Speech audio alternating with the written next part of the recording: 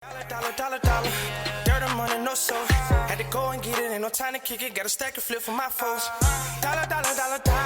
Please tell me you can hear me. Don't turn your back and don't neglect me. Just let me know if you need me. Dollar. Let me watch out for my partners. Keep my money long, get my team strong. Let me run away from my problems. Yo, what's good, original crew, man? We're back. New Mr. Ballen. He changed the title up on us again. It was Something Sinister is Guarding This Cursed Gold. But now the title is If You Find This Treasure Map, Don't Follow It. So if you might be looking for one or the other, this is the video. So I always try to go back to what it used to say. Yeah. Because some people might be looking like, oh, this, you know what I'm saying? Yeah. And they might not know that he changed the title to something else.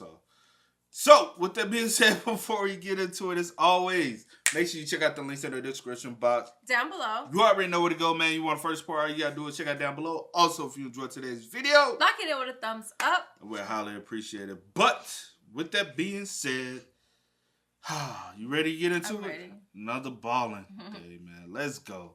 What you got for us today, Ballen? There is a mountain range in the middle of the desert in Arizona that's called the Superstition Mountains. And for decades, adventurers have been going into these mountains to try to find a secret treasure. But many of those adventurers have died trying to do this, and many more have come running out of those mountains claiming that unseen predators are lurking all around, stalking you as you move through these mountains. And so today's story is going to be about one of those adventurers who goes into the superstitions, and he comes face to face with something. But before we get into that story, if you're a fan of the strange, dark, and mysterious... You say you don't want to go? No. Why not? It sound lit. What sound? Which part? If we make it gold. out. We can make it out. We got phones. We got... Child, you're not going. I can get a gun, get a knife, get a shovel, get an axe. Chop, and something come at me. Yeah, that's... Kill it and bury it. That's cute. Something or someone. That's cute. Pow, bitch. Pow, pow. What if it's multiple? You know we got assault rifles now. Okay. I'm not doing all that. I don't need all that. I'm not doing that. Yeah, you in a movie for real. Watch two... something. But before we get into that story, if you're a fan of the strange, dark, and mysterious delivered in story format, then you've come to the right place because that's all we do, and we upload once a week. So, if that's of interest to you, the next time you're at the like button's house, please replace their favorite cologne with tuna juice. Also, please subscribe to our channel and turn on all notifications so you don't miss any of our weekly uploads. Okay, let's get into today's story.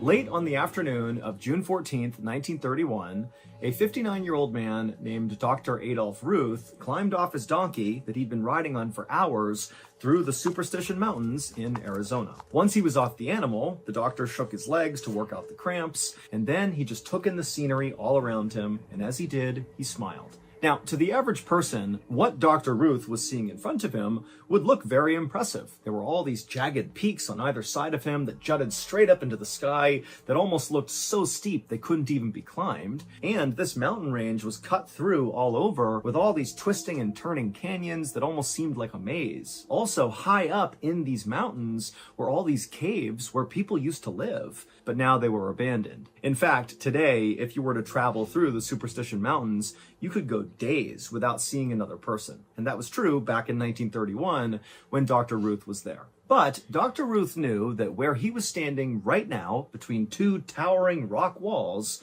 was not just a regular desert canyon. This particular stretch of desert was about to make Dr. Ruth a very rich man. He was going to be the very first person to actually find the Lost Dutchman gold mine. The same Lost Dutchman gold mine that had claimed the lives of hundreds of other treasure seekers who had come into the Superstition Mountains and not come out again. But Dr. Ruth knew he had a special advantage that nobody else who had come out here looking had had. He had a treasure map that was going to show him where this treasure was, and he knew it was right nearby. And without even thinking, he reached into his pack that was slung over his shoulder, and he felt the edges of the treasure map, which was folded up and tucked inside of his notebook. But as Dr. Ruth was daydreaming about finding this treasure, he heard someone grunt from behind him. And suddenly Dr. Ruth pulled his hand out of his pack and he whipped his head around and he looked at the two cowboy guides who had brought him out here.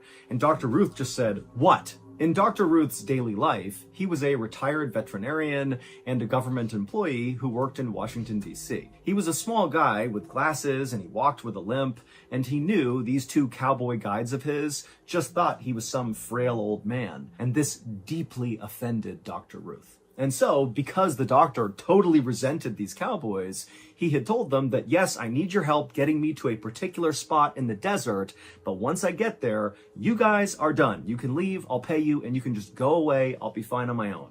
And as it happened, they had reached this particular spot, and now Dr. Ruth is looking at these guys like, all right, let's go, get out of here, you don't need to be here anymore. But the cowboys, now that they were at this spot where they're supposed to go back home, they kind of hesitated before they left, because they looked at Dr. Ruth and they did think he was kind of a frail old man, and they knew all about how all these people had died going into this canyon to look for this treasure. And so the cowboy who had kind of cleared his throat and made a noise to get Dr. Ruth to turn around, he chimed in and said, "You know, doctor, I don't know if this is a good idea for you to go in there on your own." And Dr. Ruth, again, is super offended, and he just says to the cowboy, "I'm fine, just go. I'm going to set up camp. I'm good. Get out of here." And then Dr. Ruth pulled out his wallet. He handed some money to the cowboys. The cowboys took the money. They looked at each other and just kind of shrugged. And then the cowboys turned around and began galloping away. And as they did, Dr. Ruth was standing there feeling kind of proud of himself for getting rid of these guys. But as they kind of faded into the distance, Dr. Ruth turned back around and he looked out at the landscape. And suddenly, now that he was actually all alone, a lot of his bravery was now gone. Now he was feeling maybe a little apprehensive. But Dr. Ruth... Man, you should always have some help. You know what I'm saying? Yeah, I'm not finna be out there by myself. yeah, I wouldn't have went by myself. Like, I don't want no strangers to be with me, but I wouldn't have went by myself. But it's 1931. I would have took an old pal or something. Look. I would have kept them around, though. Maybe. I don't know. Say, hey, I'll charge you, give y'all a little extra. You charge me a little extra, then I'll give it to you. Maybe so, since they But got I'm not finna be out there solo. Yeah, though. definitely not. Just don't. A lot of his bravery was now gone. Now he was feeling maybe a little apprehensive. But Dr. Ruth reminded himself that he knew what he was doing. He was not a frail old man, despite the way he looked. He could handle himself, and he certainly knew this area well. He had a map. He'd be in and out. He would get that treasure, and then he'd be rich and famous. And so, with that in mind, Dr. Ruth grabbed his things off the ground, he hopped back on his donkey, and he began slowly marching his way deeper into the canyon. A little while later, as the sun was starting to set, Dr. Ruth decided it was time to stop, and so he stopped his donkey, he hopped off, he found a clearing by the side of the trail, and he began setting up his campsite. And then finally, once the canvas tent was all set up and his campsite was good to go, Dr. Ruth started a small fire, and then he rolled a small boulder in front of the fire, and he sat down on it, and then he reached into his pack, and he pulled out that notebook, and from inside the notebook, he pulled out the old fragile treasure map. Dr. Ruth's son had acquired this treasure map from a man in Mexico, and this man in Mexico apparently got it from a family that used to do mining in the Superstition Mountains, and they had drawn out this map before apparently they were all massacred inside of the Superstitions, but somehow or another, their map they had drawn about where they thought this treasure was had survived, and so Dr. Ruth's son had gotten this map and given it to Dr. Ruth. And so Dr. Ruth held the map up and he stared at it for a second. And as he did, he couldn't help but be drawn to this huge rock formation way off in the distance. So not on the map, but actually in real life, basically far down the canyon, there was just this massive rock formation. And for a second, Dr. Ruth was looking at it, thinking it kind of looked like a huge oversized gravestone. And in a way, it kind of freaked him out. But he looked back at the map and he realized there actually was a drawing on this map that clearly represented this big rock formation. And on the map, it had an arrow pointing to this little drawing, and it said this big rock formation, was called Weaver's Needle. And according to the map, apparently the treasure was right near Weaver's Needle. And so Dr. Ruth was like, great, tomorrow I'll head straight for Weaver's Needle, I'll find the treasure, and I'll be rich and famous. And on that note, Dr. Ruth folded the map up, he tucked it back into his notebook, put it back in his pack, and then he took his beans and meat off the fire and he began to eat. And as he did, he whistled. You know, that's the real reason why he didn't want them the Cowboys to be with That's him. what I was thinking. Because if of the I treasure. do find it, baby. Because No. then either they going to try to snatch it, or I can't trust y'all for, or y'all don't want to cut. Something, or y'all want to cut, or look, I ain't got Because time. if you No. find some treasures with someone else, they going to we helped you found. No, you did. Yeah. No, you did. And then he took his beans and meat off the fire and he began to eat. And as he did, he whistled periodically to fill the silence that was filling the entire canyon.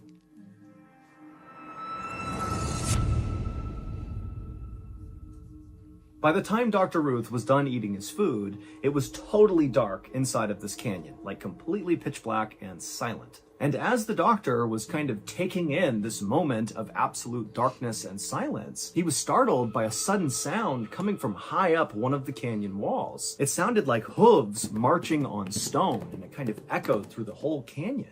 And for a second, Dr. Ruth felt relieved, even though he had been adamant, especially to the two cowboy guides, that he wanted to go into this canyon by himself.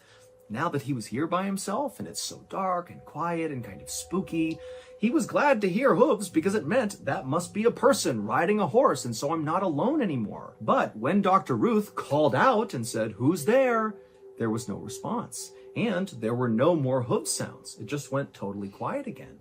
And then, from all over the canyon, all Dr. Ruth heard was the yipping and howling of coyotes everywhere. By this point, Dr. Ruth couldn't help it. He felt terrified, and suddenly all he was thinking about were all the stories he had heard about unseen predators lurking in the shadows, stalking people who come into this canyon. And so Dr. Ruth decided, you know what, I'm just going to bed. And so he extinguished his fire, he packed up his things, and he went inside of his tent, and he laid down inside of his bedroll. And even though he knew he really wasn't actually safer in here, all he had was, canvas tent material protecting him from the outside world, but mentally, being inside the tent, he just felt safer. And so Dr. Ruth would lay in his tent in the total darkness, kind of on edge for a while, wide awake, listening intently for more hoofbeats or something out there. But there were no more sounds. The night remained silent and dark. And eventually, Dr. Ruth fell asleep. But in the middle of the night, Dr. Ruth suddenly woke up, and it was totally dark and silent, and he sat up, and he looked out of his tent. The flap was open, and at first, he couldn't see anything. It just seemed like darkness out there. But then he realized, moving around very slightly, pretty far away from his tent, but not that far away, were two eyes staring at him, unblinking, just staring directly into his tent. And Dr. Ruth, his heart started to race, and he's realizing that an animal, a person, something is right there. And so Dr. Ruth, he was about to yell out when suddenly the eyes blinked and vanished. Dr. Ruth fumbled for his gun, and he drew it, and he aimed it out of the tent, and he yelled, "I'll shoot if you come back, I'll shoot!" But there was nothing. Dr. Ruth would stay awake for at least a couple more hours, just anxiously staring out of his tent, wondering if this thing, this person, whatever it was nearby. But he never saw the eyes again, and there were no more sounds outside. And so eventually, Dr. Ruth did lay back down inside of his bedroll, and he went to sleep. When he woke up in the morning, Dr. Ruth immediately went outside and began walking out in the direction where he saw those eyes to see if he could find some tracks on the ground. In his head, he was hoping he would find a bunch of coyote tracks, and that would explain, what these eyes were. Even though in the back of his head, he's thinking that didn't look like a coyote. And so as Dr. Ruth began walking in that direction, he did begin to see loads of coyote tracks all over the place. And so he's thinking, there it is. It was a coyote. My brain's just playing tricks on me. But he got maybe 15 or 20 feet away from his tent, and he noticed there was another set of tracks that were not coyote tracks. They were human tracks, or what appeared to be human tracks, like barefoot feet tracks, except the size of them were really small, like a child's foot. Now, Dr. Ruth was a really small guy and wore a men's size 6, so he had very small feet. And for a second, Dr. Ruth thought, maybe these are my footprints. But he was like, I wasn't over here, and I wasn't walking around barefoot. So whose tracks were these? And then, making it worse, Dr. Ruth noticed these little prints, these little human-looking prints. They walked all the way over to the side of his tent, and they appeared to circle his tent over and over again. But then the prints didn't wander off and disappear. It's almost like the prints just continued in a circle, and then whatever this was making the prints just stopped where it was and vanished. At this point, Dr. Ruth was terrified, and he decided, let's just go towards Weaver's Needle, let's find this treasure and get out of here. And so he rushed back to his tent, he gathered up his things, he hopped back on his donkey, and he began heading towards Weaver's Needle, the thing that looked like a big gravestone. After What do you think it is?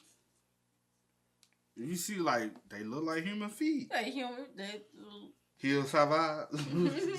look something out there. Someone, something, some. Think some inbreds. I don't know, child. Putting up. That's how he talk, though. That's how dude talk. If you know, you know. What's it called? What do they like? Whitakers? I'm talking about the family. Oh, I can't remember. They got a new kid. Oh, for real? Yeah, one of them had a kid. With who? I forgot. It's a new follow up. One of them that had a kid. Another inbred kid. Yeah, I'm saying like with a brother, uncle. I don't know. I just know. I mean, Ray. it gotta be a brother. I just uncle, know or Ray a back there daddy talking or about something. So whatever noise, they might be out there making the same noise. So shit, be back careful. on his donkey, and he began heading towards Weaver's Needle, the thing that looked like a big gravestone. After riding for a couple of hours, Dr. Ruth was close enough to this huge formation that he was actually inside of the shadow cast by this Weaver's Needle. And when Dr. Ruth consulted his map, he saw that where the treasure was supposedly located was actually within the shadow of Weaver's Needle. And so he knew he was close. And so Dr. Ruth continued following the map as best he could. He turned this corner behind a rock formation, and then right up ahead, he saw this big wall of cacti that all had these axe heads lodged into their flesh, like someone had taken an axe and smacked the axe head in and then broken off the handle, but like dozens of times. And so Dr. Ruth stopped, and he's looking at these cacti, and then he looked at the map, and he realized on the map was actually a drawing that kind of resembled these cacti with the axe heads in them. And so he's thinking, oh my goodness, this map is accurate. I've found another landmark. I must be near the treasure. And so now all he had to do was kind of back up and orient this cacti with the axe heads in it, with Weaver's Needle and its shadow. And if he could just orient it correctly, he would know exactly where to go. And after backing up and moving the map around a couple of times, he finally had it totally oriented, and he realized there was a path straight up ahead that would go right to the base of Weaver's Needle, and he thought, that's it. That's where I dig. There's the treasure. And so feeling excited, Dr. Ruth hopped off the donkey, he grabbed his pickaxe, and he began moving in the direction of where he was going to dig.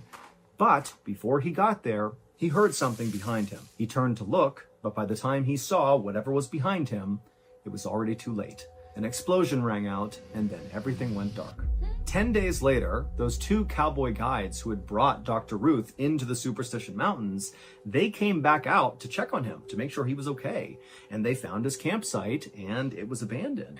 And they searched the entire area, all the way down to Weaver's Needle and back, and there was no trace of Dr. Ruth. Over the next 45 days, a much larger search party was launched in this area to try to find Dr. Ruth, but at the end of those 45 days, there still was no sign of Dr. Ruth, and so the search was called off, and it was assumed that Dr. Ruth was dead. 3.5 months after that big search ended, so in December of 1931, another set of explorers were in the Superstition Mountains near Weaver's Needle, the big gravestone-looking rock formation, and they would discover a human skull on the ground. It was Dr. Ruth's skull, and it had 2 gaping holes in the side of it. A month after that, another set of... You know what? A couple people who have like commented before, like from videos like this, and they always talk about how much like all these details like Ballen be speaking on, like he saw the footprints, and how will we know he saw footprints around his campsite if he's dead? You know what I'm saying? How we know these certain situations happen if he's dead? How would we? You get what I'm saying? Yeah. How will we know these certain details, or how will we know certain things happen If he's killed, he was out there alone, nobody would know those things, right? Yeah, I feel you. No, I'm saying people comment that they're so.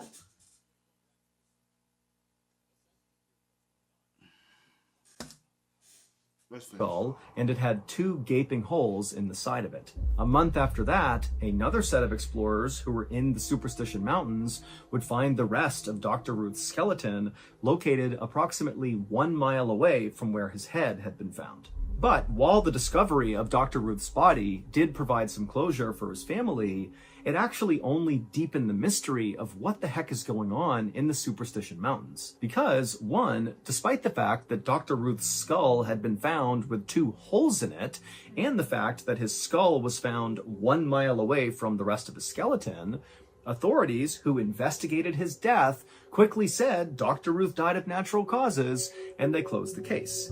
And the second weird thing that only deepened the mystery was when they were searching Dr. Ruth's campsite, they would find his checkbook. And inside of his checkbook, there was all this writing that was clearly from Dr. Ruth, writing his checks. And then towards the back of this book, there was a relatively fresh-looking message, and the handwriting looked totally different than Dr. Ruth's handwriting, that just said, Veni, Vidi, Vici, which in Latin means I came, I saw, I conquered. Now, we don't know who wrote this message, but the running theory is whoever very likely killed Dr. Ruth wrote this note inside of his checkbook.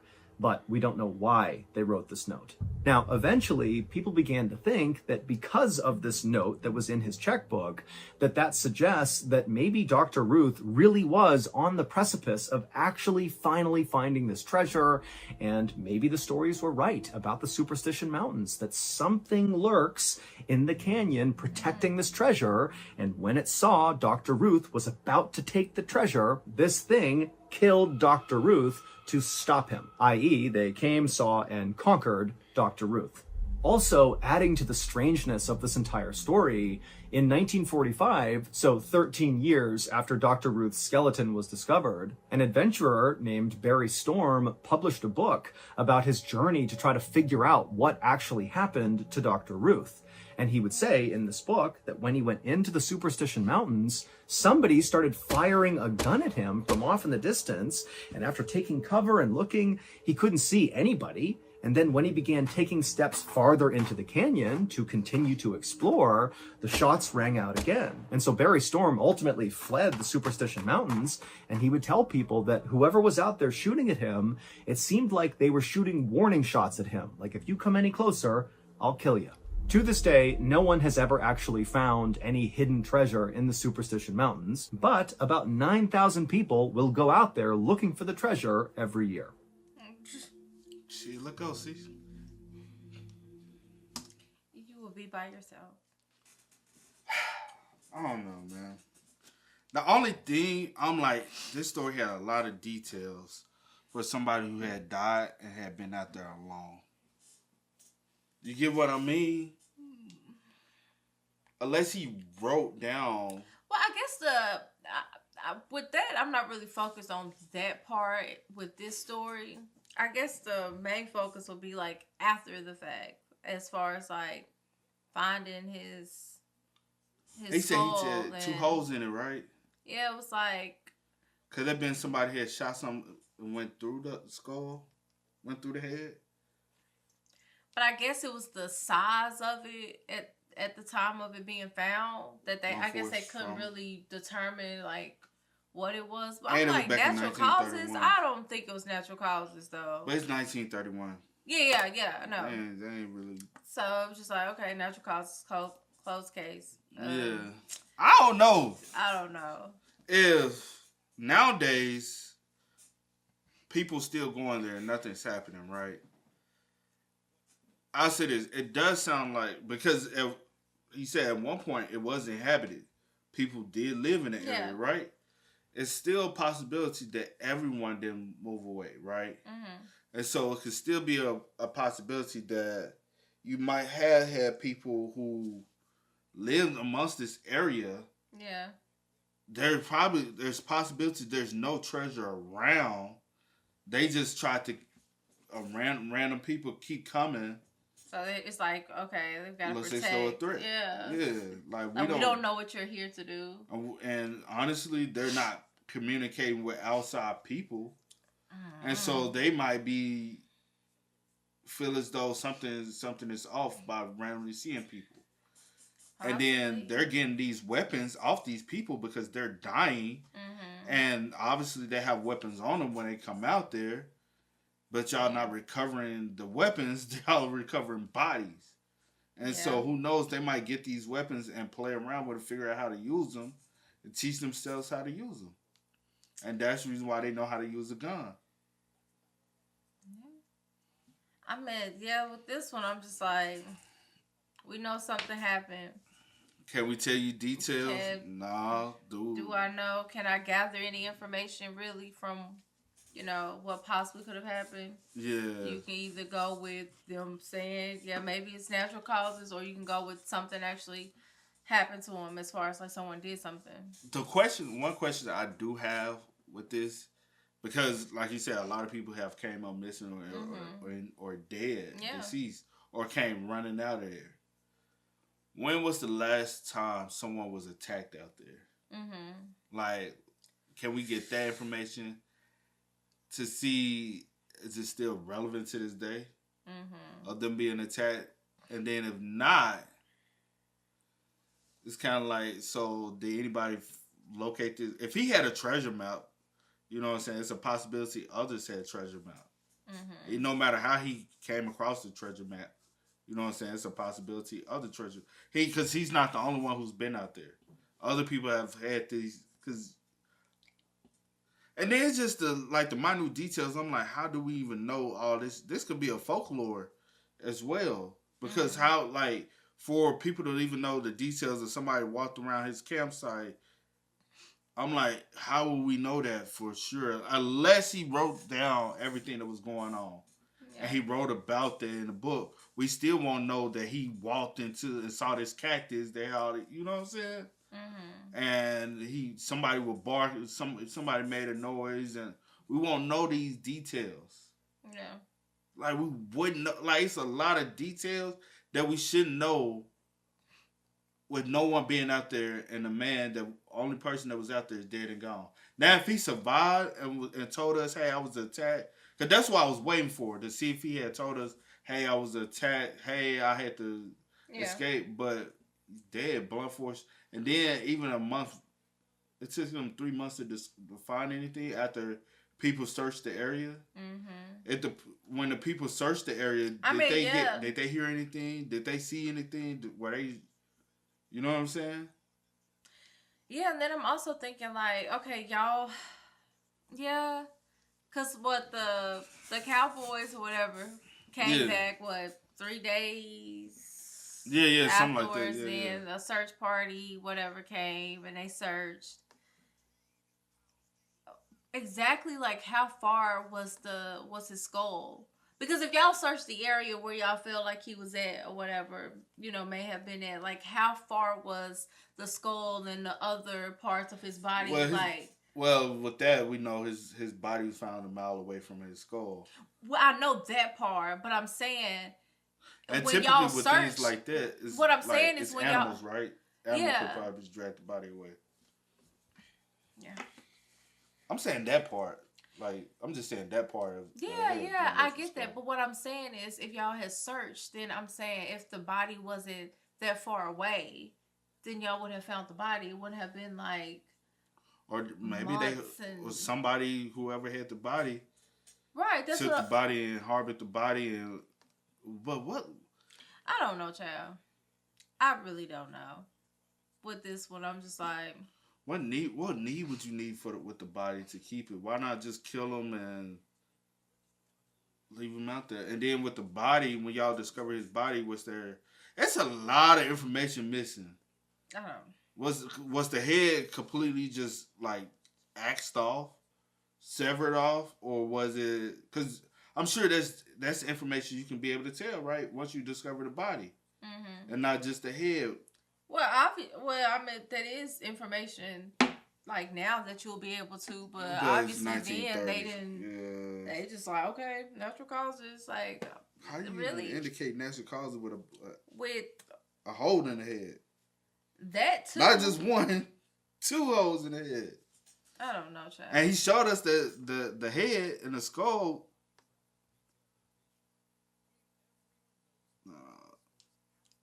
That's a big ass gash. Real photo of what the explorers found. And if it's 1931, how are we able to identify that? I get what you're saying. No, I'm just saying if it's 1931 and we can't even properly identify how he died, how can we properly identify that it's him? That's what you're trying to say? Yeah. Yeah. That's a lot of answers. With this but I am going to look up like that area because I just want to know like have anyone else like been out there reported anything like recently? Do people like? Like I said earlier, like when was the last time somebody? After this, I'm gonna like just look. Do your own research. Mm-hmm. I don't know. It's very vague. Yeah. It's very vague on this one, man. Yeah, but it makes you wonder. But rest in peace. For sure, rest in peace. Like at the end of the day, he still lost his life, so rest in peace to him. But with the body, I'm sure y'all was able to identify clothes, and I'm sure he had something on his actual body. But how are we able to identify the head to the body if this is what they actually found? And 3 months later. Yeah. Can a body? Yeah, I'm sure it can decay like that in 3 months. Of course. And out in the hot open It's sun. June. Yeah. It's summertime. So June, July, August, September. Yeah. Yeah, that's pure heat. In Arizona, in the desert. It don't even take that long in the heat. Yeah. A few days for some. But anyway. But hey, man, y'all make sure y'all spam us up in the comments. Y'all let us know y'all thoughts. Maybe y'all can fill us in on some info when it pertains to this. Let us know in the comments, man. But as always, I do go by the name DJ McKiddon. We out. Go and get it, ain't no time to kick it. Got a stack of flip for my folks. Dollar. Please tell me you can hear me. Don't turn your back and don't neglect me. Just let me know if you need me. Dollar. Let me watch out for my partner.